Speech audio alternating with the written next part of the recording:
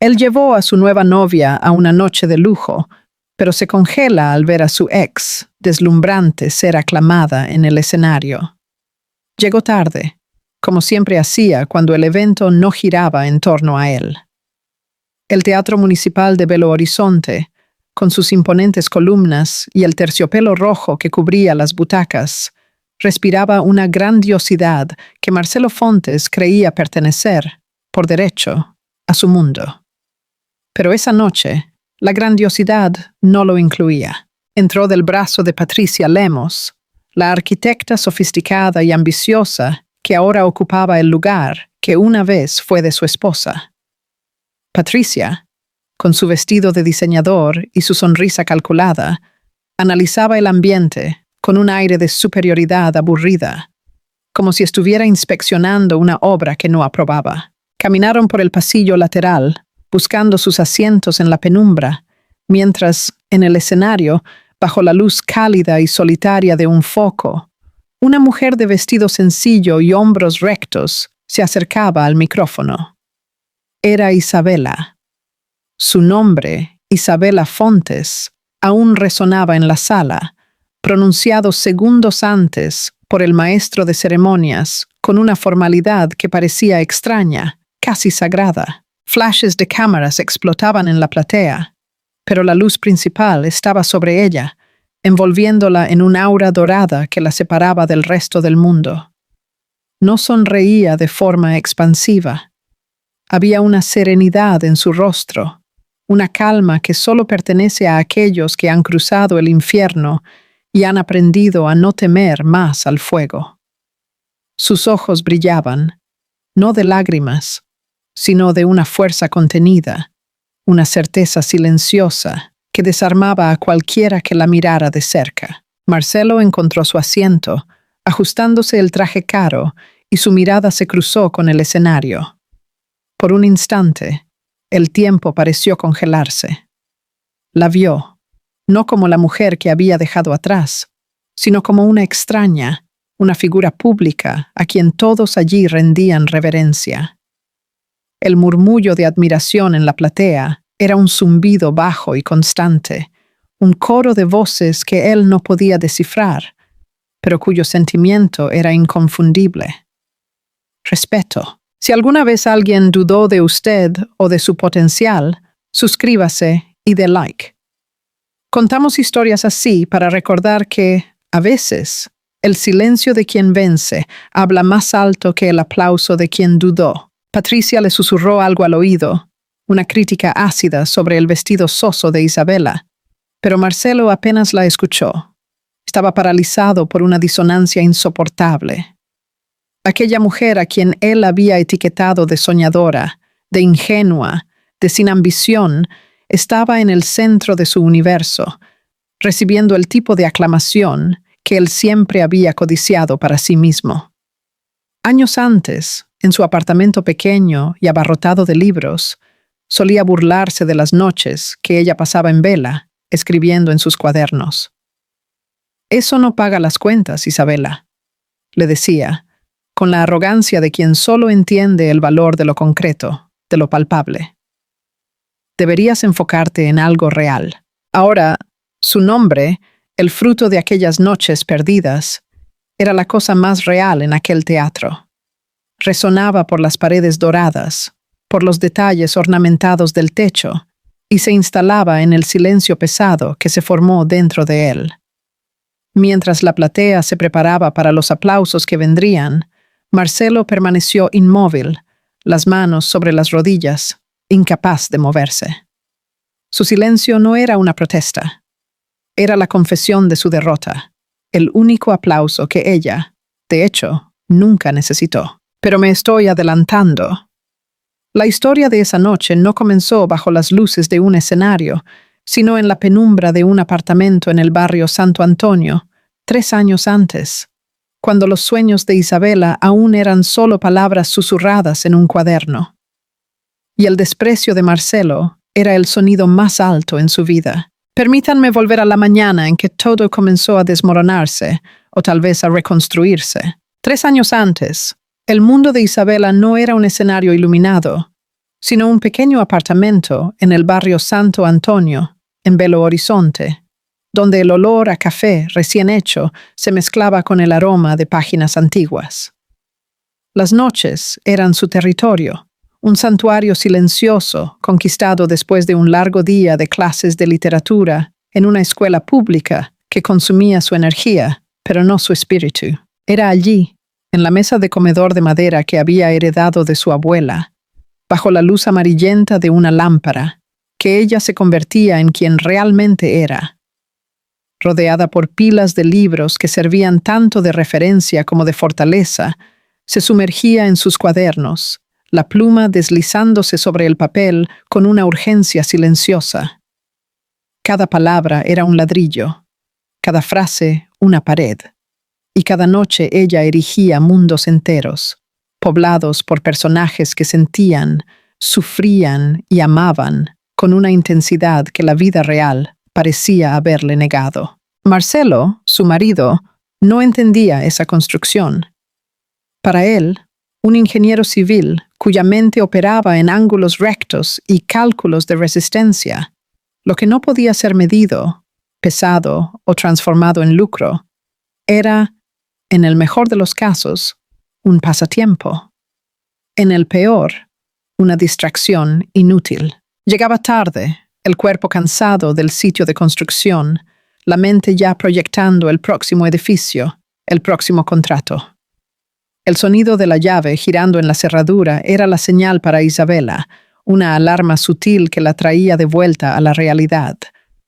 Cerraba el cuaderno casi por instinto, como si protegiera un secreto frágil. Esa noche, en particular, el sonido de la puerta, al cerrarse, fue más ruidoso, más impaciente. Marcelo arrojó el maletín de cuero sobre el sofá con un suspiro exasperado, aflojándose la corbata como si lo estuviera asfixiando. Sus ojos barrieron la sala y se posaron en ella, en la mesa, con la taza de café al lado y la expresión concentrada que él había llegado a detestar. «¿De nuevo escribiendo?», dijo, con la voz cargada de un cansancio que era menos físico y más existencial. No era una pregunta, era una acusación. «Eso no paga cuentas, Isabela. Deberías enfocarte en algo real». La palabra real salió de su boca con un peso abrumador, un veredicto. Para Marcelo, lo real era el concreto que él vertía, los ladrillos que apilaba, los apartamentos de lujo que vendía a la élite de la ciudad. Lo real tenía un precio, una dirección y, de preferencia, una vista panorámica. Lo que ella hacía, ese garabatear febril en cuadernos baratos, era una fantasía, una huida de la vida que él estaba tratando de construir para ambos. Una vida de estatus, de apariencias, de cenas en restaurantes caros donde pudieran ser vistos. Isabela no respondió con palabras. Simplemente ofreció una sonrisa pequeña, cansada, y guardó el cuaderno en el cajón. Era un ritual que se repetía con una frecuencia dolorosa. La sonrisa era su armadura, una barrera fina, pero resistente contra el desprecio velado de él. Se levantó, fue a la cocina y calentó la cena que él apenas tocaría mientras encendía el televisor en el canal de noticias, sumergiéndose en el ruido del mundo para no tener que enfrentar el silencio que crecía entre ellos. Él construía edificios, estructuras imponentes de acero y vidrio que perforaban el cielo de Belo Horizonte.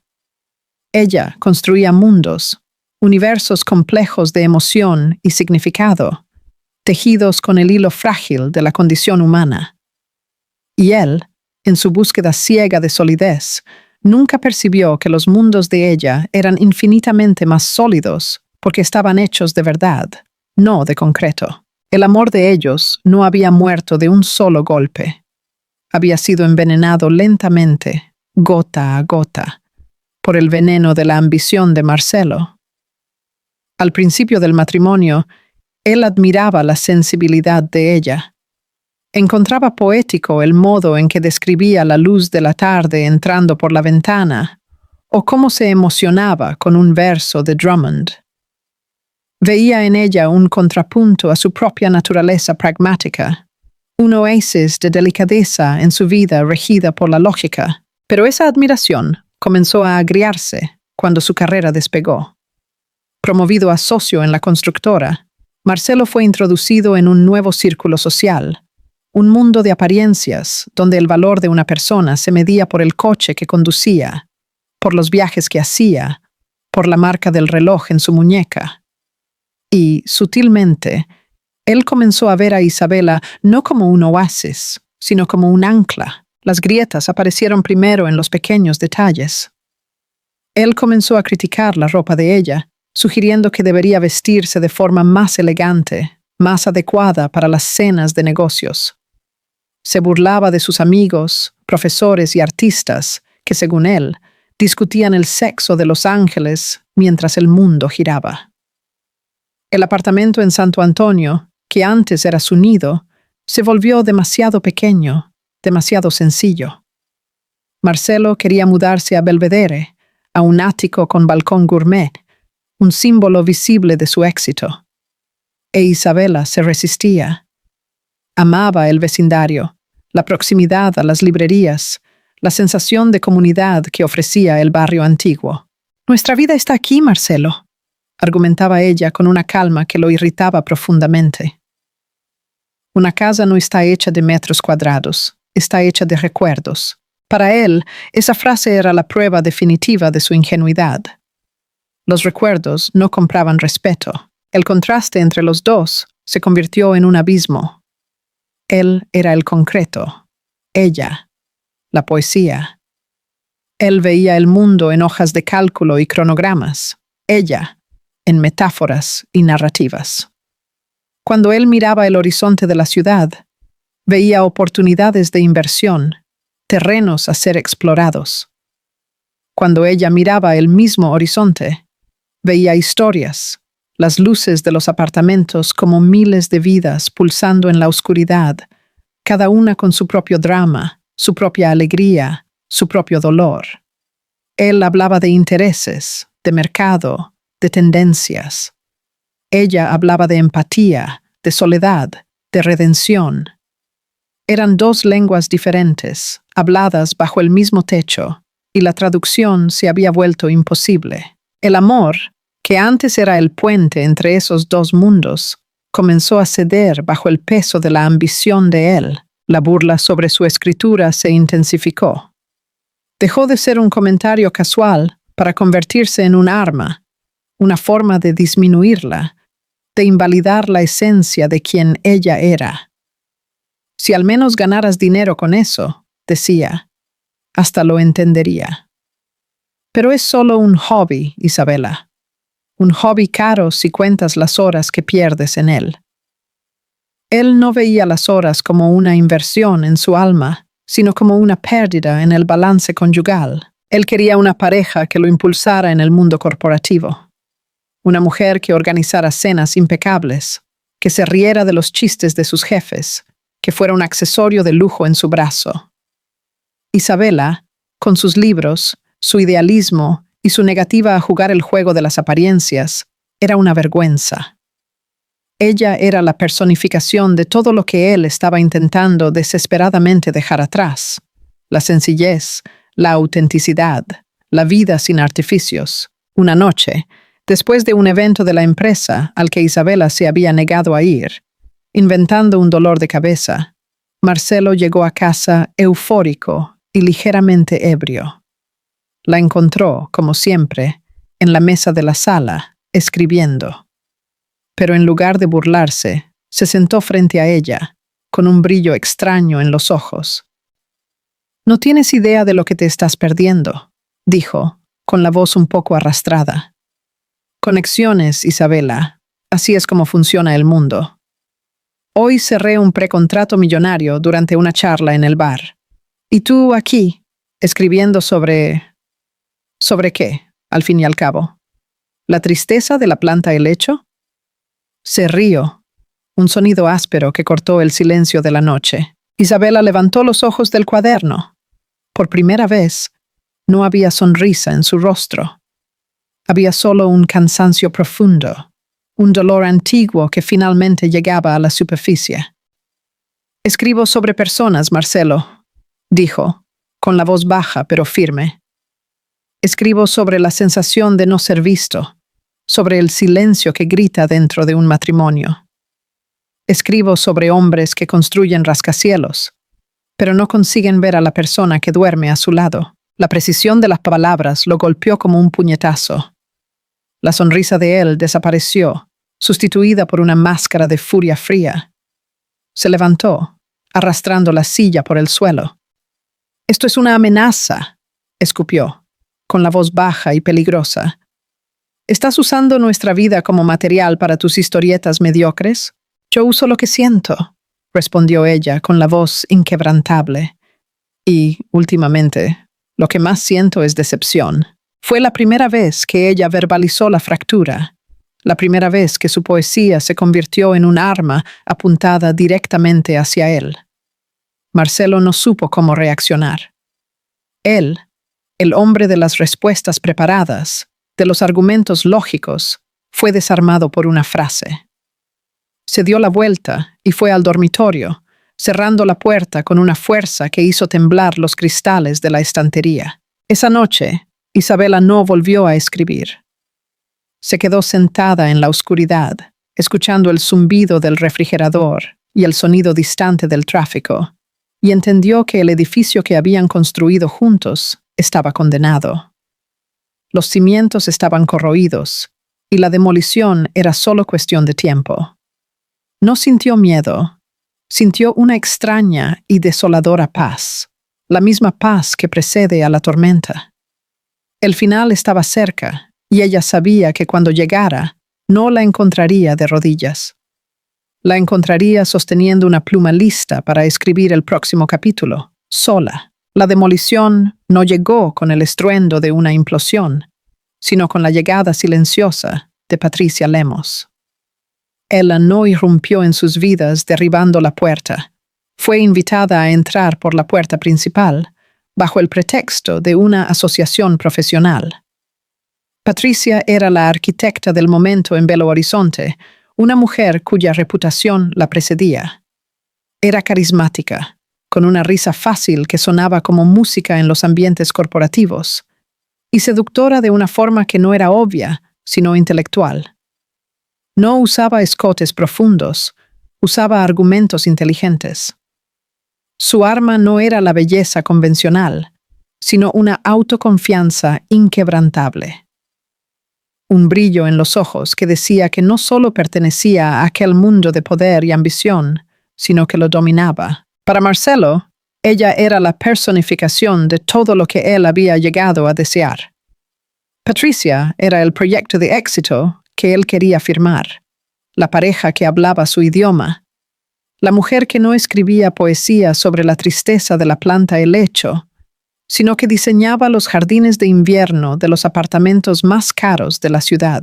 El proyecto que los unió era el más ambicioso de la constructora hasta entonces, un complejo de lujo en Valle do Sereno. Las reuniones técnicas se convirtieron en la nueva rutina de Marcelo. Al principio, hablaba de ellas con un entusiasmo puramente profesional. Describía a Isabela, durante los raros momentos en que cenaban juntos, la genialidad de las soluciones de Patricia, la forma en que optimizaba espacios, cómo su visión agregaba valor al emprendimiento. Isabela lo observaba con la atención de una espectadora estudiando un personaje. Veía el brillo en los ojos de su marido, un brillo que no veía hacía años, y sabía que no era solo la arquitectura lo que lo fascinaba.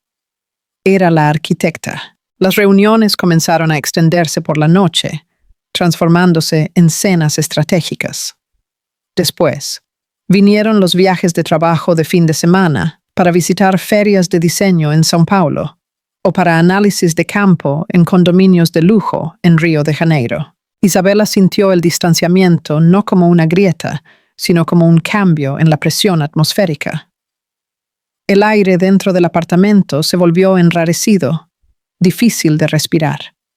El silencio entre ellos, que antes era pesado, ahora estaba vacío, un vacío donde antes existía una historia. Las señales eran clichés casi banales en su previsibilidad, pero cada una era un pequeño corte en su alma. El celular, que antes estaba olvidado sobre la mesa, ahora era un apéndice del cuerpo de Marcelo, siempre con la pantalla hacia abajo, como un secreto guardado bajo llave.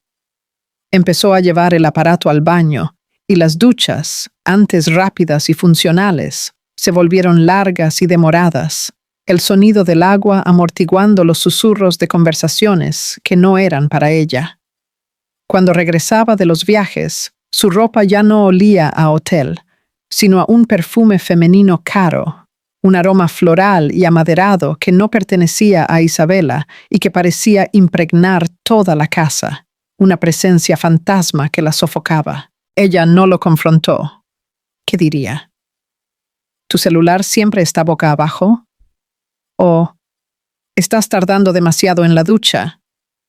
Las acusaciones sonarían pequeñas, mezquinas, el tipo de queja de una esposa celosa e insegura que ella se negaba a ser. Isabela era una observadora de la condición humana y ahora asistía al desmoronamiento de su propio matrimonio, como si fuera una obra de teatro, con una claridad dolorosa y una distancia casi clínica. Veía la performance de Marcelo, la culpa mal disimulada en sus ojos, cuando le traía un regalo sin motivo, la irritación creciente con cualquier pregunta sobre su día, la forma en que esquivaba su toque. Se estaba convirtiendo en un extraño, un mal actor en una obra mal ensayada, y la platea de una sola persona, ella, conocía el guión de memoria. No necesitaba una confesión. La traición ya no estaba en sus actos, sino en el aire que respiraban. La confirmación, cuando llegó, fue tan fría e impersonal como un informe médico. Una mañana de sábado, Marcelo salió a correr, pero olvidó el celular en la mesita de noche. Fue un error atípico, un lapsus en su nueva rutina de vigilancia. El aparato vibró. La pantalla se encendió por un instante.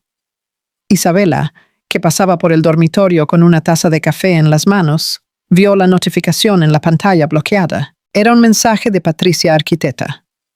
El nombre era profesional, casi aséptico, pero el mensaje que se desplegaba debajo era todo lo contrario. Apenas una frase, corta y devastadora, que lo resumía todo. Eres todo lo que ella nunca será. En ese instante, el tiempo se detuvo. El zumbido de la ciudad afuera desapareció. El olor del café en sus manos se disipó. Solo había aquellas 7 palabras brillando en la pantalla. Una sentencia final, un epitafio para su matrimonio. No hubo un grito, ni una lágrima que corriera por su rostro. El dolor que la alcanzó fue tan profundo, tan abrumador, que se manifestó como una ausencia total de sentimiento, una calma gélida que se apoderó de su cuerpo. Era la calma del epicentro de un terremoto, el silencio en el ojo del huracán. Cogió el celular. Su dedo se detuvo sobre el lector de huellas digitales de él, un acceso que aún tenía, un vestigio de una intimidad que ya no existía. No necesitaba abrir, no necesitaba leer el resto de la conversación. Aquella frase era suficiente. Era la voz de Patricia, pero las palabras eran el eco de todo lo que Marcelo le había estado diciendo, silenciosamente, durante años. Era la confirmación de que ella era la mujer sin ambición, la soñadora inútil, la pieza que no encajaba en el rompecabezas de la vida que él quería montar. Con una lentitud deliberada, dejó el celular de vuelta en la mesita de noche, exactamente en el mismo lugar, con la pantalla hacia abajo, como él siempre lo dejaba. Dio la espalda al dormitorio, a la cama que ya no compartían de verdad, y caminó por la casa. Sus pasos no vacilaron. Fue a la sala, a su escritorio, su santuario. Se sentó en la silla de madera, abrió el cajón y tomó no el cuaderno donde escribía sus cuentos, sino uno nuevo, de tapa negra, que había comprado y aún no se había atrevido a usar. Abrió en la primera página. La pluma en su mano no temblaba, y entonces escribió: No era una carta de despedida, ni un diario de lamentaciones. Era una declaración, una epifanía. Algunos dolores no se gritan, se escriben en silencio hasta que el mundo los lea. Aquellas palabras no eran sobre Marcelo o Patricia, eran sobre ella. Eran el descubrimiento de que su fuerza no estaba en confrontar, en pelear, en exigir explicaciones. Su fuerza estaba en su capacidad de transformar el dolor más crudo en arte, el sufrimiento más profundo en narrativa, mientras su marido corría por las calles de la ciudad, huyendo de una culpa que lo alcanzaría eventualmente. Ella estaba sentada, inmóvil, transformando el veneno en tinta. En ese momento, ella entendió que la mayor traición de Marcelo no fue haberse acostado con otra mujer. Fue haber intentado convencerla de que sus sueños no valían nada, de que su voz no merecía ser escuchada. Y la respuesta de ella no sería un escándalo, no sería una escena de celos, no sería una división litigiosa de bienes. La respuesta de ella sería el trabajo de su vida. Cuando Marcelo regresó, sudado y jadeante, la encontró en la misma posición, escribiendo. No notó el cuaderno nuevo, ni la ausencia de lágrimas en sus ojos, ni la nueva firmeza en su postura. Solo vio la misma escena de siempre y sintió la misma irritación de siempre. ¿Aún en eso? Refunfuñó mientras iba a la ducha, una ducha rápida, esta vez, como si la culpa lo estuviera ahogando. Isabela no respondió. Simplemente continuó escribiendo, la frase inicial ahora desdoblándose en un párrafo, el párrafo en una página, la página en el inicio de una historia, la historia de una mujer que fue dejada atrás, pero que se negó a quedarse en el suelo, la historia de un dolor que, de tan silencioso, se volvería un día ensordecedor. Ella no planeó venganza. La venganza era un acto pequeño, un espasmo de rabia que se agota en sí mismo. Lo que ella planeó fue algo mucho mayor, mucho más duradero. Ella planeó un renacimiento. Y los renacimientos, ella lo sabía, comienzan con la demolición completa del mundo antiguo. La partida de Isabela no tuvo la dramaticidad de una escena de película. No hubo maletas arrojadas por la escalera, ni una confrontación final llena de acusaciones y lágrimas. Ocurrió con la misma quietud con que había descubierto la traición, un martes gris. Mientras Marcelo estaba en otra de sus reuniones estratégicas, ella simplemente empacó su vida. No se llevó los muebles caros que él había insistido en comprar, ni los objetos de decoración que simbolizaban una vida que nunca fue suya.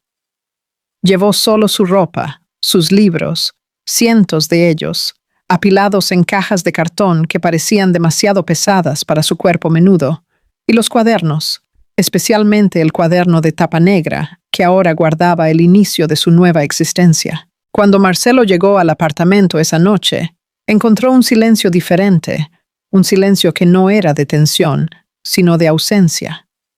Sus llaves estaban sobre la mesa del comedor, junto a un único papel doblado. Dentro, no había una carta de odio, sino una única frase, escrita con la caligrafía perfecta de una profesora de literatura. Fui a construir mis propios mundos. Espero que seas feliz en el tuyo. Ella se mudó al barrio Floresta, una región de Belo Horizonte que respiraba historia y sencillez, el opuesto exacto del lujo aséptico a donde Marcelo soñaba con llevarla.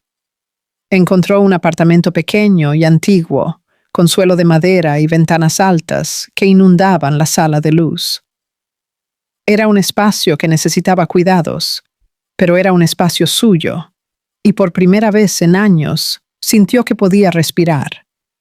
El aire ya no estaba enrarecido por la mentira, el silencio ya no era un abismo, sino un lienzo en blanco. Para mantenerse, dejó el empleo en la escuela pública, que la agotaba, y comenzó a dar clases particulares de redacción.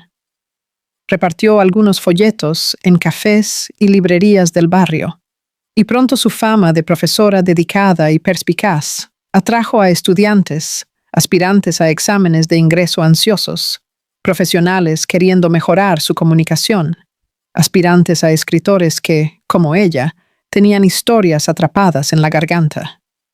Enseñar a otros a encontrar su propia voz la ayudó, paradójicamente, a fortalecer la suya. Fue en ese refugio de luz y libros donde creó el blog. Le dio un nombre anónimo, la arquitecta de palabras, una ironía sutil que solo ella entendía. Allí, comenzó a publicar los textos que nacían en el cuaderno de tapa negra. Eran pequeños cuentos, crónicas sobre amor, pérdida, silencio y la compleja tela de emociones que se esconden bajo la superficie de la vida cotidiana. Ella no escribía con la intención de ser leída por muchos. El blog era una extensión de su diario, un lugar para organizar el dolor y transformarlo en algo bello, o, al menos, en algo que tuviera sentido. Escribía sobre mujeres que se sentían invisibles en sus propios hogares, sobre el dolor agudo de ser reemplazada, sobre la fuerza que se descubre en los escombros de una vida desmoronada. Su prosa era elegante, pero visceral, desprovista de sentimentalismo barato. Había una honestidad brutal en sus palabras, una verdad que resonaba profundamente en quien la leía. Clara, su mejor amiga desde la universidad, fue una de las pocas personas que sabían de la existencia del blog. Clara era lo opuesto a Isabela, expansiva, pragmática y con poca paciencia para las injusticias. Acompañaba el sufrimiento de su amiga en silencio, respetando su necesidad de reclusión, pero sentía una furia impotente contra Marcelo. Una noche, leyendo un nuevo texto en el blog, Clara fue tomada por una convicción. El texto se llamaba La mujer que aprendió a quedarse en silencio. Narraba la historia de una esposa que, en lugar de confrontar la infidelidad de su marido, canaliza su dolor hacia la creación, descubriendo que el silencio puede ser la forma más poderosa de respuesta. La narrativa era tan potente, tan universal, que Clara sintió que aquello no podía quedar confinado a un blog anónimo. Sin decirle nada a Isabela, copió el enlace de la publicación y se lo envió por correo electrónico a Juan Pedro, un editor independiente que conocía de eventos literarios, un hombre conocido por su olfato para nuevos talentos. En el correo, Clara escribió solo: «Creo que necesitas leer esto. Es la voz más honesta que he leído en años». Juan Pedro, un hombre escéptico y sobrecargado de manuscritos no solicitados, casi borra el correo. Pero el título del texto lo intrigó. Hizo clic y leyó de nuevo. Y sintió el escalofrío que un editor siente pocas veces en la vida. La sensación de estar ante algo genuino, una voz auténtica en medio de un mar de imitaciones. No solo le gustó, lo entendió. Entendió el dolor contenido, la fuerza subyacente, la elegancia de aquella venganza silenciosa. Esa misma noche, compartió el texto en sus redes sociales, que eran seguidas por un número considerable de periodistas, críticos y amantes de la literatura. La leyenda de Juan Pedro era simple: lean esto y entiendan el poder de la palabra escrita. A veces, el mayor grito es el silencio. Lo que sucedió a continuación fue una combustión espontánea. El texto se hizo viral. Comenzó en nichos literarios, luego saltó a grupos de mujeres, fue compartido por influencers digitales, psicólogos y, finalmente, por los grandes medios online. La mujer que aprendió a quedarse en silencio se convirtió en un fenómeno. La historia tocó un nervio expuesto en la sociedad, el dolor silencioso de innumerables mujeres que se sintieron desvalorizadas, reemplazadas, silenciadas. El anonimato de la autora solo aumentaba el misterio y la fuerza de la narrativa. ¿Quién era aquella arquitecta de palabras que escribía con tanta precisión sobre el alma femenina? Isabela, en su apartamento en Floresta, asistió a todo con una mezcla de pánico y asombro. La bandeja de entrada de su blog, antes vacía, explotó. Eran cientos, Luego miles de mensajes de mujeres de todo el país. Tu historia es mi historia, decía una. Pusiste en palabras lo que siento desde hace 10 años, escribía otra. Gracias por hacerme sentir menos sola. Ella, que se había sentido la mujer más solitaria del mundo, se había convertido, de la noche a la mañana, en la confidente de una nación de mujeres silenciosas. Mientras tanto, la vida de Marcelo tomaba la dirección opuesta. La euforia inicial de su relación con Patricia comenzó a disiparse, revelando lo que había debajo, un vacío reluciente. La pasión, construida sobre la excitación de lo prohibido y la admiración mutua por la ambición, no resistió la banalidad de la vida cotidiana. Patricia no era la pareja comprensiva que él había imaginado. Ella era tan competitiva y egocéntrica como él, tal vez más. La relación de ellos se convirtió en un campo de batalla sutil, una disputa constante por atención, por validación, por poder. Las peleas eran frecuentes, explosivas, alimentadas por celos y por una desconfianza mutua. Si él la había traicionado, ¿por qué no haría lo mismo con ella? Si ella lo había seducido mientras él estaba casado, ¿a quién más podría seducir? La base de su relación era la traición, y sobre un cimiento tan podrido, nada sólido podía construirse. La turbulencia en su vida personal comenzó a filtrarse a su vida profesional. La asociación con Patricia en el gran proyecto de Vale do Sereno, que antes era la fuente de su triunfo, se convirtió en una pesadilla. Las discusiones acaloradas sobre la relación invadían las reuniones de trabajo. Se perdieron plazos, se tomaron decisiones basadas en el rencor, y la armonía del equipo se deshizo. Para empeorar las cosas, la economía comenzó a dar señales de retracción, y el mercado inmobiliario de lujo, tan dependiente de la confianza y la estabilidad, fue el primero en sentir el golpe. Se cancelaron contratos, los inversores se retiraron.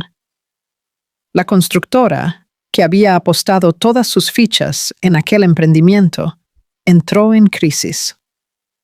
Marcelo, el socio que había prometido el futuro, ahora era visto como el responsable del inminente fracaso. Su arrogancia, antes tolerada como un subproducto del éxito, ahora era vista como pura incompetencia. Él, que siempre se había sentido el dueño del universo, el hombre que construía la realidad con sus propias manos, veía su mundo derrumbarse, ladrillo a ladrillo. Una tarde, sentado en su oficina lujosa, pero ahora silenciosa, Marcelo navegaba por Internet, posponiendo el momento de enfrentar otro informe de pérdidas. Se encontró con un artículo en un gran portal de noticias. El fenómeno del blog La Arquitecta de Palabras. ¿Quién es la autora que está dando voz al silencio de miles de mujeres? Hizo clic, movido por una curiosidad ociosa. El artículo citaba extractos del texto viral, La mujer que aprendió a quedarse en silencio. Al leer las palabras, Marcelo sintió un escalofrío. La prosa era elegante, contenida, pero el dolor detrás de ella era incómodo. Era el dolor de Isabela. La metáfora de la construcción, el silencio como respuesta, la soledad dentro de un matrimonio, eran detalles demasiado íntimos para ser una coincidencia. La arquitecta de palabras. La ironía del nombre lo golpeó como un puñetazo en el estómago.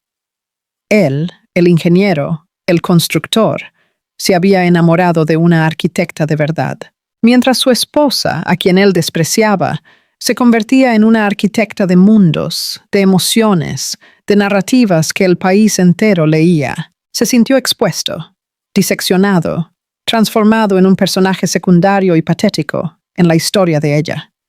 Una historia que él ni siquiera sabía que se estaba escribiendo. Mientras él se hundía en las ruinas de su propio ego, ella erigía una nueva vida, palabra por palabra. Y se dio cuenta, con un terror gélido, de que la demolición más devastadora no había sido la de su matrimonio, sino la de su propia identidad. 2 años pasaron. 2 años que para Isabela no fueron un paso del tiempo, sino una cuidadosa y deliberada reconstrucción. El éxito viral del blog. La arquitecta de palabras la sacó del anonimato de forma gradual y respetuosa. João Pedro, el editor que había descubierto su talento, se convirtió en su mentor y, eventualmente, su amigo. Él la convenció de revelar su identidad, no como una jugada de marketing, sino como un acto de apropiación de su propia historia. La revelación de que la misteriosa autora era una profesora de literatura de Belo Horizonte con una historia personal de superación solo amplificó el interés por su trabajo. João Pedro la animó a reunir sus cuentos, a pulir sus narrativas y a transformarlas en un libro. El resultado fue una colección titulada Crónicas del Silencio, una obra que capturaba con una honestidad cortante los matices del dolor, la resiliencia y el renacimiento femenino. El libro no fue un bestseller explosivo, sino un éxito de crítica y de público. Uno de esos libros que se esparcen por el boca a boca, que se regalan entre amigas, que se convierten en objeto de estudio en clubes de lectura. La vida de Isabela encontró un ritmo sereno, una melodía suave que contrastaba con la cacofonía de su pasado. Su rutina era simple pero plena. Las mañanas las dedicaba a la escritura, en su apartamento ahora lleno de plantas y de una luz que parecía haber hecho las paces con las sombras. Las tardes eran para sus alumnos, jóvenes y adultos, a quienes no solo enseñaba la estructura de una redacción, sino la valentía de expresar sus propios mundos internos. Se convirtió en una figura querida en el barrio Floresta, conocida por los dueños de los cafés, donde pasaba horas leyendo, por el señor Adelson, el propietario de la librería de segunda mano, que se había convertido en su confidente literario, y por los vecinos que la veían caminar por las calles arboladas con el aire de quien encontró su lugar en el mundo. No se hizo rica o famosa en el sentido estridente de la palabra. Se hizo soberana de su propia vida, una conquista infinitamente más valiosa. Una tarde de otoño, mientras corregía las redacciones de sus alumnos, un correo electrónico con el escudo del gobierno del estado de Minas Gerais llegó a su bandeja de entrada. Su corazón se aceleró, no de miedo, sino de una anticipación que no sentía desde hacía mucho tiempo. El correo era una invitación formal. Su colección, Crónicas del Silencio, había sido seleccionada como una de las 3 finalistas del prestigioso Premio Minas de Literatura, el más alto honor literario del estado. Isabela leyó el correo 3 veces. Las palabras parecían bailar ante ella. No era un premio de nicho, no era un reconocimiento de un pequeño círculo, era la validación del establishment cultural, la misma cultura que Marcelo un día había dicho que era una pérdida de tiempo. Cerró el laptop, caminó hasta la ventana y miró a la ciudad. Las lágrimas brotaron en sus ojos, pero no eran lágrimas de tristeza o de dolor. Eran lágrimas de una gratitud silenciosa, un reconocimiento del largo camino que había recorrido, de los escombros que tuvo que remover para llegar hasta allí. La noche de la premiación llegó y, con ella, una atmósfera de gala que parecía pertenecer a otro universo. El teatro municipal, el mismo escenario de sus fantasías de adolescente, estaba lleno. Periodistas, políticos, artistas y la élite cultural de Belo Horizonte se mezclaban en el foyer, sus voces resonando bajo las lámparas de araña de cristal. Isabela llegó acompañada de Clara y João Pedro. Llevaba un vestido azul marino, de corte sencillo, pero elegante, una pieza que no gritaba por atención, pero que exhalaba una confianza tranquila. Se sentía un poco fuera de lugar, una observadora en una fiesta que no era suya, pero la presencia firme de sus amigos la anclaba. Encontraron sus asientos en la primera fila e Isabela miró a su alrededor, absorbiendo la grandiosidad del lugar. La ironía de estar allí, no como espectadora, sino como protagonista. Al otro lado del teatro, en la penumbra de las filas del medio, Marcelo Fontes llegó tarde, como era su costumbre. No estaba allí por interés literario. La constructora, en un intento desesperado de limpiar su imagen después del desastre financiero, se había convertido en una de las patrocinadoras del evento y su presencia era obligatoria. A su lado, Patricia Lemos, envuelta en un vestido rojo vibrante que parecía una afrenta a la sobriedad del ambiente, exhibía una sonrisa tensa. La vida de ellos ya no era el cuento de hadas de éxito que habían proyectado. La empresa de Marcelo estaba al borde de la quiebra y la carrera de Patricia había sido manchada por la asociación con el fracaso. La relación, desprovista de la adrenalina de la conquista y el lujo, se había revelado hueca, una carga de resentimiento y acusaciones mutuas. Eran dos náufragos, agarrándose el uno al otro en un mar de frustración. Patricia oyó el programa del evento con desdén y su dedo se detuvo en un nombre, Isabela Fontes. Leyó en voz alta, el nombre sonando a veneno en su boca. Se giró hacia Marcelo, los ojos chispeantes de incredulidad y desprecio. «No puedo creer que haya sido invitada a esto», susurró, el tono cargado de una envidia que apenas podía disimular. Para Patricia, Isabela era la ex-mujer sin ambición, la profesora suburbana, una nota a pie de página en la historia de éxito que ella había intentado escribir con Marcelo. Verla allí como finalista de un premio tan importante era una distorsión de la realidad, una ofensa personal. Marcelo no respondió.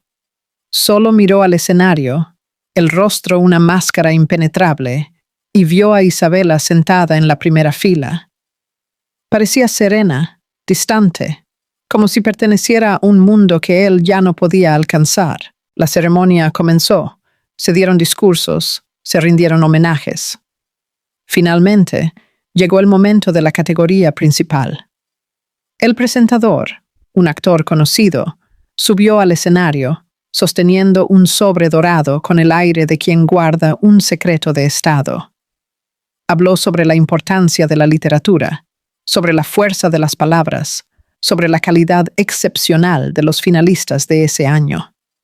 El corazón de Isabela latía fuerte contra sus costillas, un tambor sordo que solo ella podía oír.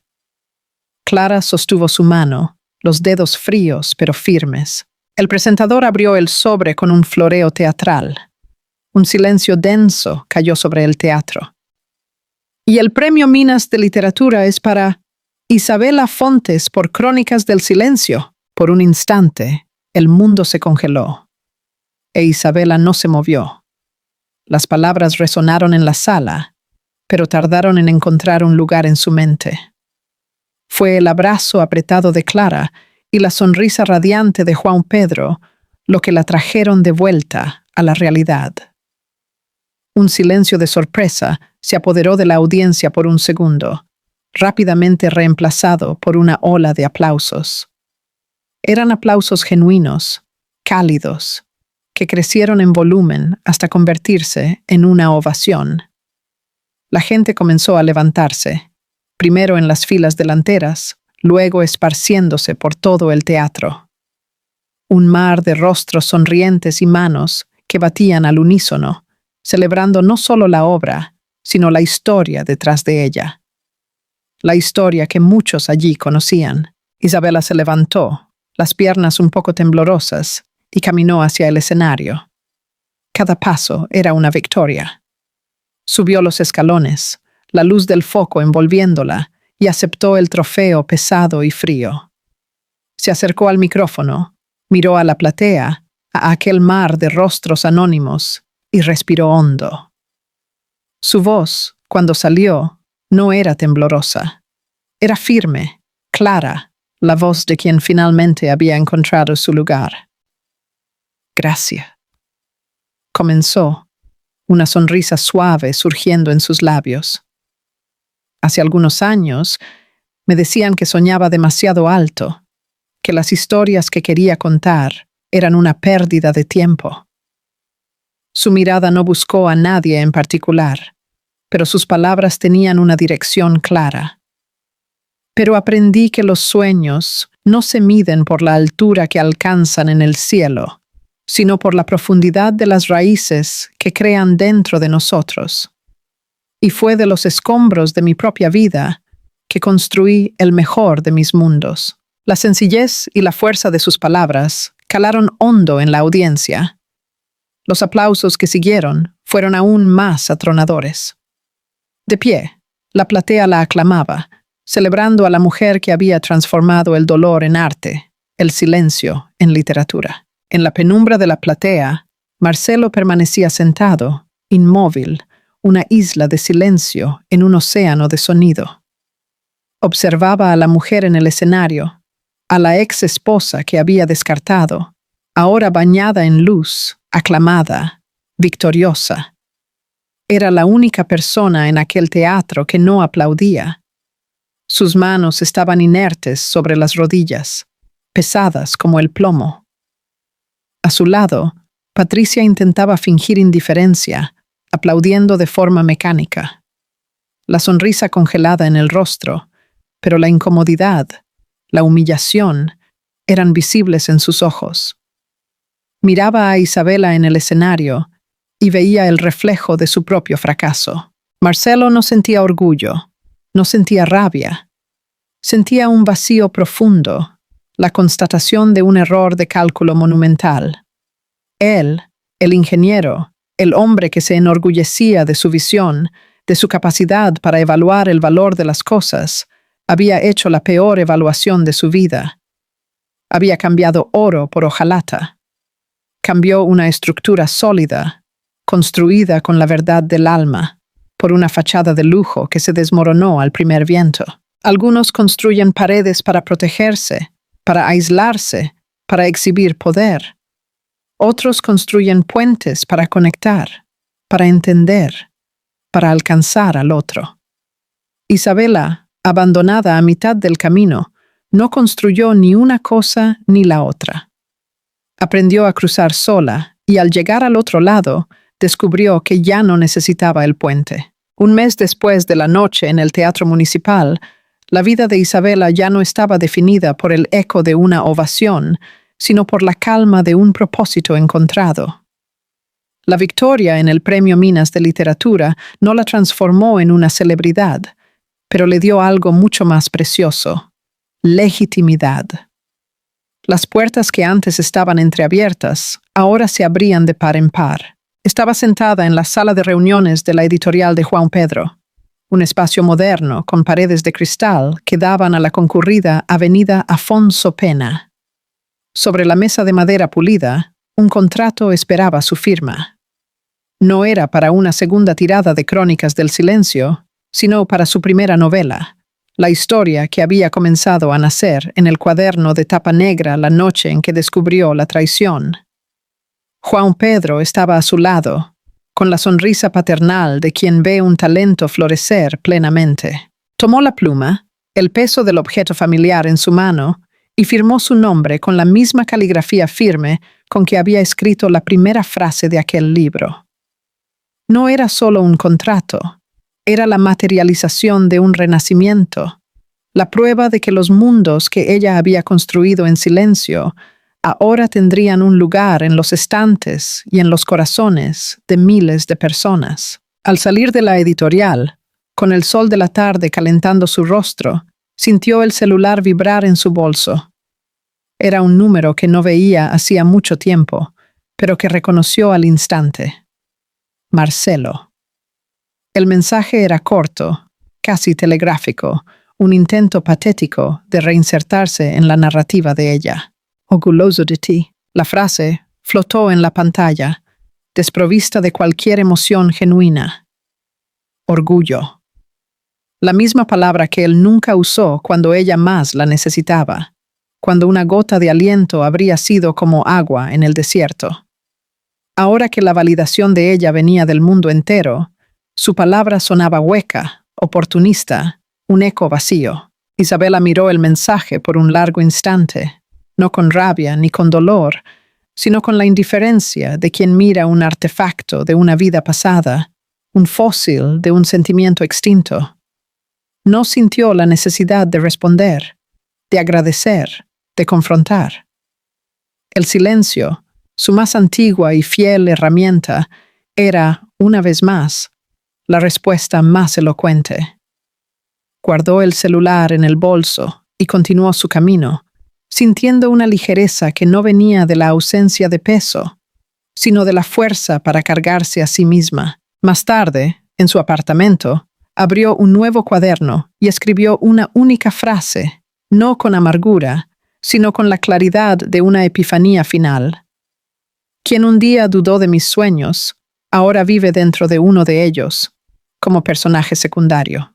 En un café cualquiera en el barrio de Lourdes, con sillas de diseño incómodas y una banda sonora ambiental que intentaba, sin éxito, llenar el vacío, Marcelo y Patricia estaban sentados uno frente al otro.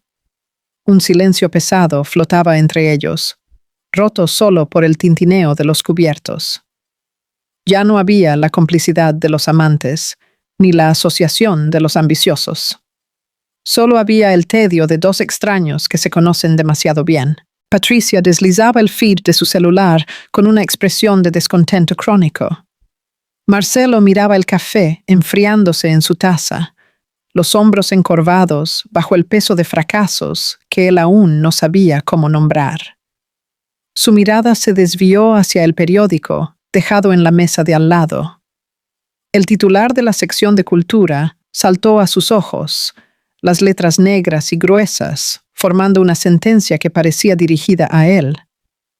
Profesora de Minas Gerais, gana el Premio Nacional de Literatura y firma con gran editorial. Debajo del titular, una foto de Isabela, no la de la noche del premio, sino una foto reciente, casual. Estaba sonriendo, una sonrisa genuina, los ojos brillando con una luz que él nunca supo cómo encender. Leyó su nombre, Isabela Fontes, y el nombre sonó como el de una celebridad, una figura pública, alguien infinitamente distante de la mujer que un día lo esperaba con la cena caliente. Sintió un nudo en el pecho, una mezcla de arrepentimiento y de una envidia corrosiva, la envidia de quien ve al otro alcanzar un tipo de felicidad que el dinero no puede comprar y que él ni siquiera sabía que existía. Él la cambió por la promesa de un mundo mayor, un mundo de concreto, estatus y admiración superficial. Cambió a la mujer que soñaba por una que lo hacía sentirse grande. Hoy, la mujer que soñaba es a quien el mundo entero admira. Y él, sentado en la penumbra de su propia vida, se convirtió en el único hombre que no puede aplaudir. Porque para aplaudir, tendría que admitir la verdad más devastadora de todas, que la única cosa sin ambición en su vida no eran los sueños de ella, sino su propia incapacidad de verlos. ¿Qué le pareció esta historia? Del 0 al 10, ¿qué nota le daría? Suscríbase al canal y haga clic en la campana para recibir todas nuestras historias. Y haga clic aquí para ver otra historia sorprendente. Gracias y nos vemos allí.